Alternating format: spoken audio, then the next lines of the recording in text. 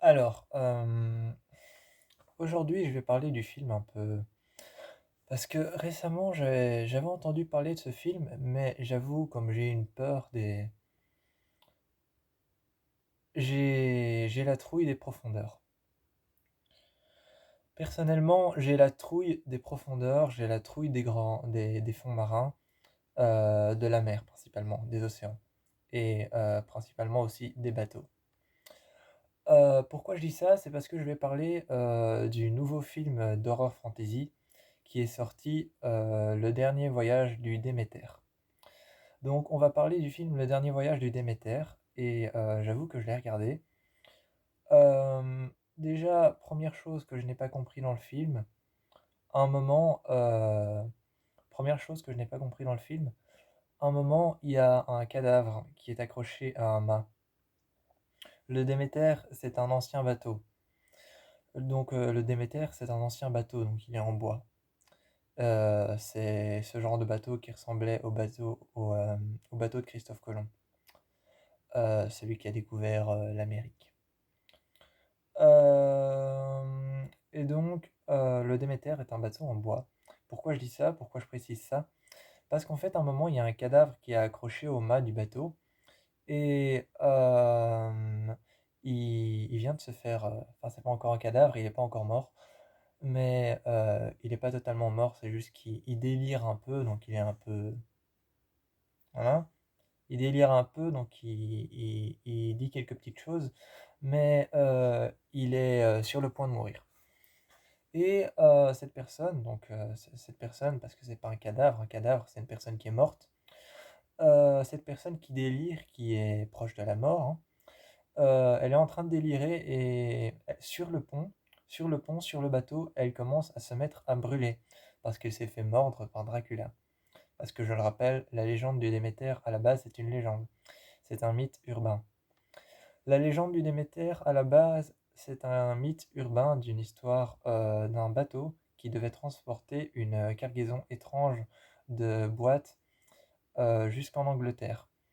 Et en fait, le bateau, durant son périple, quand il devait transporter cette cargaison de boîtes étranges jusqu'en Angleterre, en fait, tout l'équipage a disparu sur le bateau.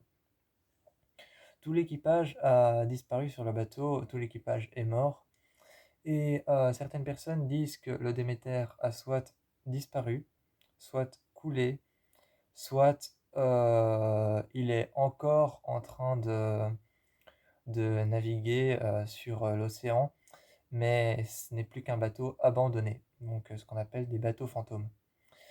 Donc certaines personnes disent qu'il est encore en train de voyager sur l'océan et que c'est un bateau fantôme, un bateau abandonné, sur lequel il n'y a plus d'équipage.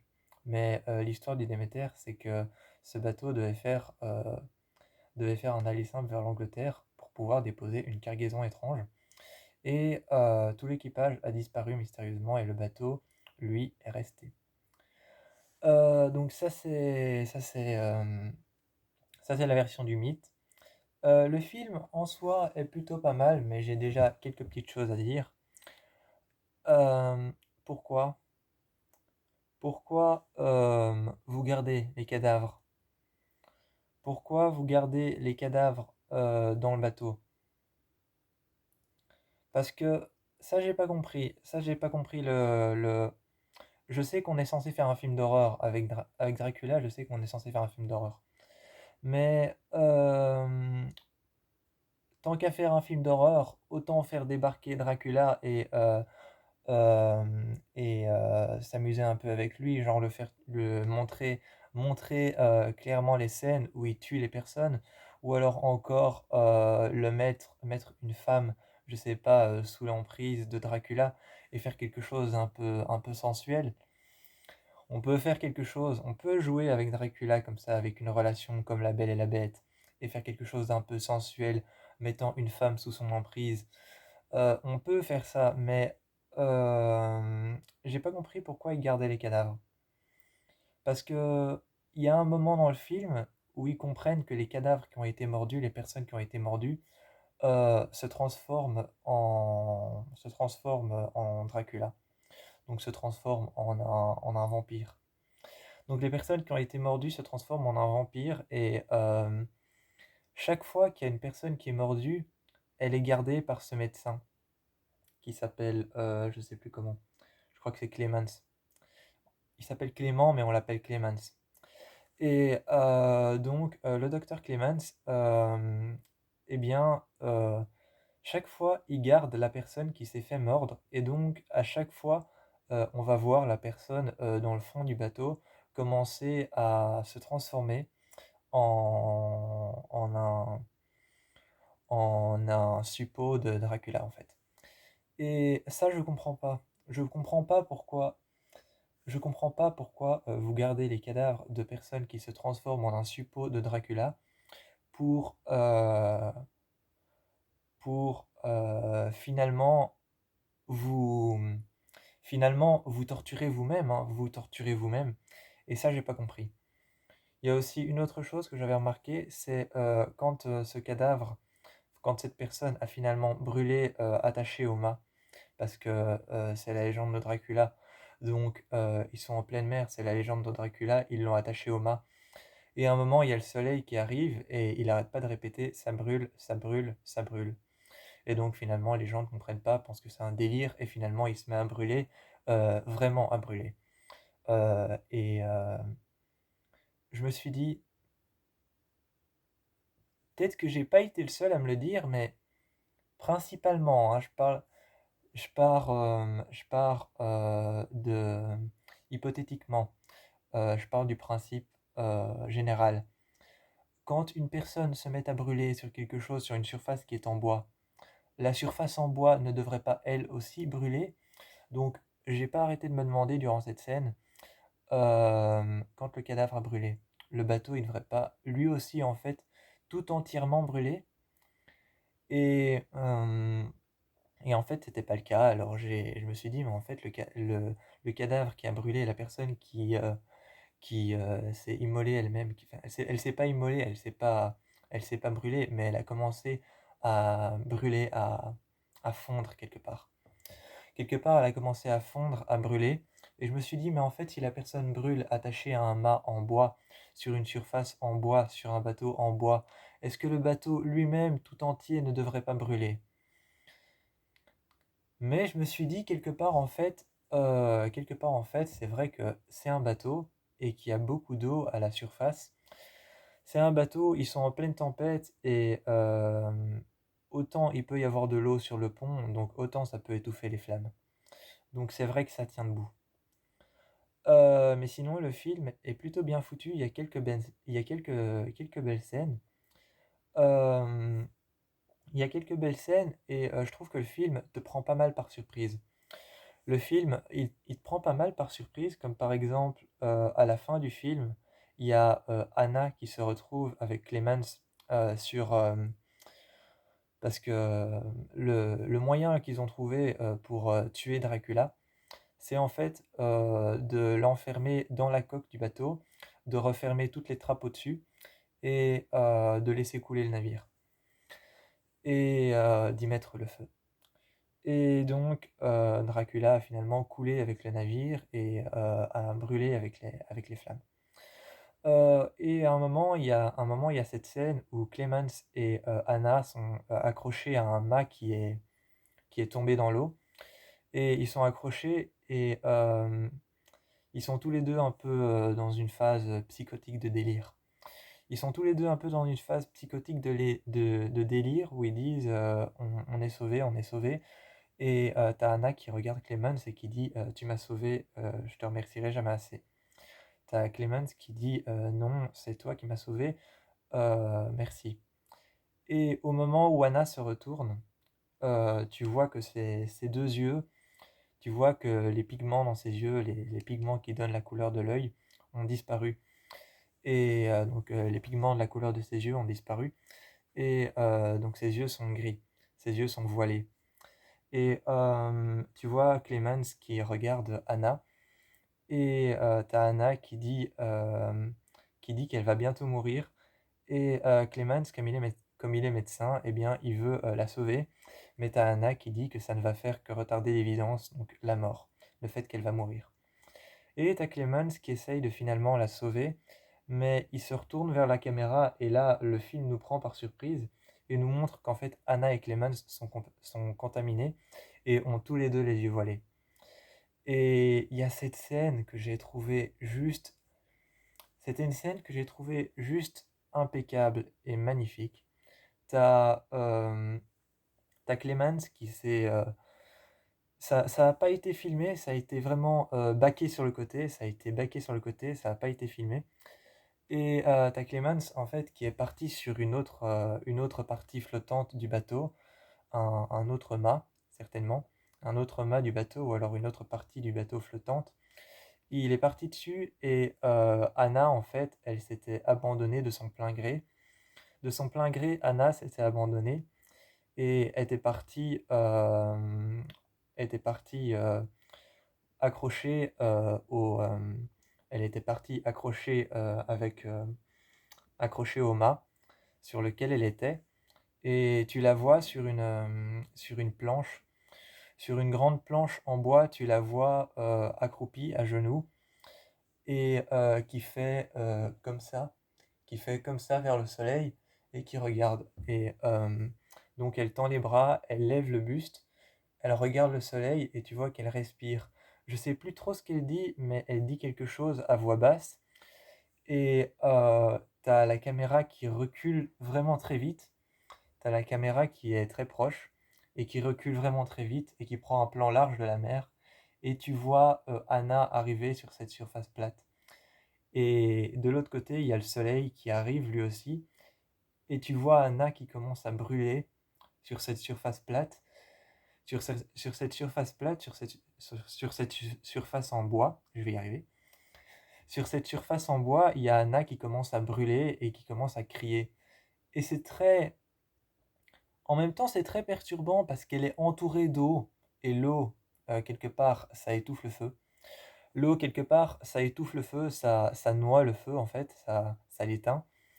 Et elle est sur cette surface plate en bois et elle ouvre les bras, elle tend les bras, elle lève le buste et tu vois qu'elle commence à brûler dans l'océan et il y a toute l'eau autour d'elle, alors c'est très perturbant.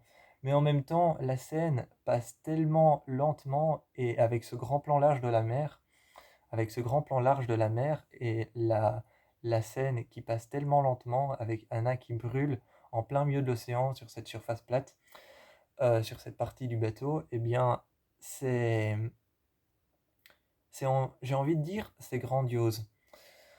Euh, et durant tout le film aussi, je n'ai pas su dire un seul instant si c'était, je n'ai pas su dire un seul instant si le film avait été fait en studio ou s'il y a eu des fonds verts. Je n'ai pas su dire un instant s'il y avait des fonds verts, des fonds bleus, parce que oui, il y a les fonds bleus qui existent. Euh, c'est un peu le même principe que les DVD et les Blu-ray en fait. C'est un peu le même principe que les DVD et les Blu-ray. Les fonds verts, c'est comme un DVD, c'est une moins bonne qualité. Les fonds bleus, c'est comme un Blu-ray, c'est de beaucoup plus bonne qualité.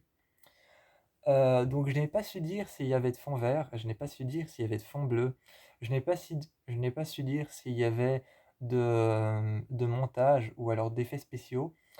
Je n'ai pas su dire si ça avait été tourné sur un bateau en plein océan. Et j'ai pas su dire si ça avait... enfin, vraiment, la mise en scène et la photographie, les images, la mise en scène, la photographie du film est tellement bien fait et l'esthétique du film est tellement bien fait que je n'ai pas su dire s'il y avait des fonds verts, des fonds bleus, s'il y avait des effets spéciaux ou s'il y avait ou si ça avait été filmé sur un bateau ou si ça avait été fait dans un studio. Je n'ai pas su dire un instant. Et je suis plutôt content, je suis plutôt fier du résultat. Je suis plutôt fier du résultat du film. J'avoue que Dracula, euh, ils l'ont bien relooké. Ils l'ont bien relooké et pourtant moi personnellement, je suis pas dans...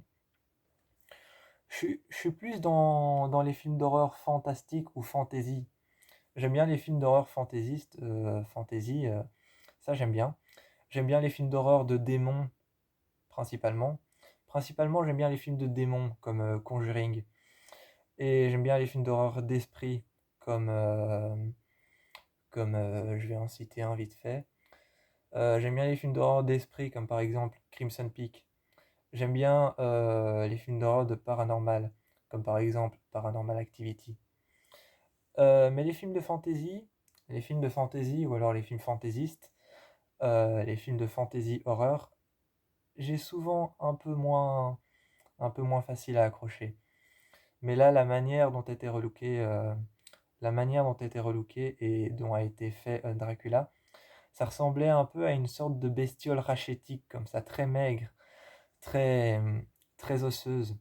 C'était une sorte de bestiole humaine qui apparemment sur le bateau, on n'arrêtait pas de dire qu'il prenait l'apparence d'un humain à la journée et qui buvait leur sang le soir. Je n'ai pas vu une seule fois cette chose prendre l'apparence d'un humain, mais j'ai trouvé que l'esthétique maigre et rachétique, j'ai trouvé que l'esthétique maigre et rachétique très fine de Dracula, qui a la peau grise comme ça, qui est rachétique, donc très maigre, et qui a la peau sur les os, qui est très fin comme ça, très osseuse, était plutôt sympa à voir. Et quand il déploie ses ailes, et qui redresse son buste et qui tend ses bras, il est plutôt effrayant et plutôt bien foutu. J'avoue que les jeux de lumière bleu foncé, bleu océan, parce que il y avait beaucoup de jeux de lumière sur le bateau, notamment des lumières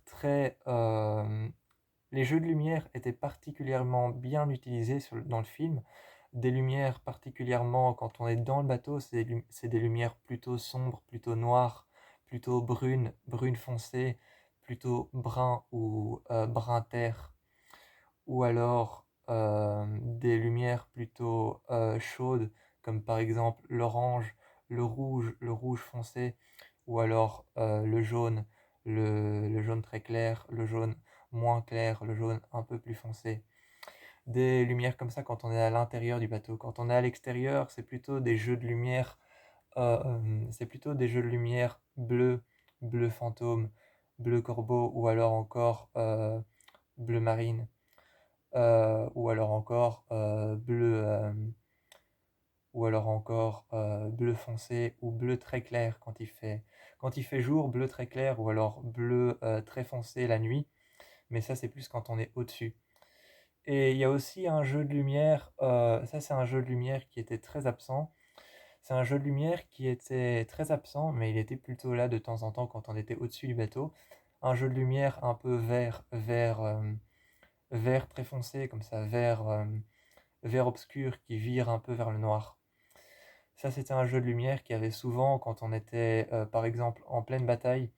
Par exemple, dans les 59 dernières minutes du film. Dans les 59 dernières minutes du film, par exemple, il y avait tout un combat contre Dracula et contre les personnes qui sont dans le bateau. Contre, euh, il y avait tout un combat contre Anna et Clemens et Dracula.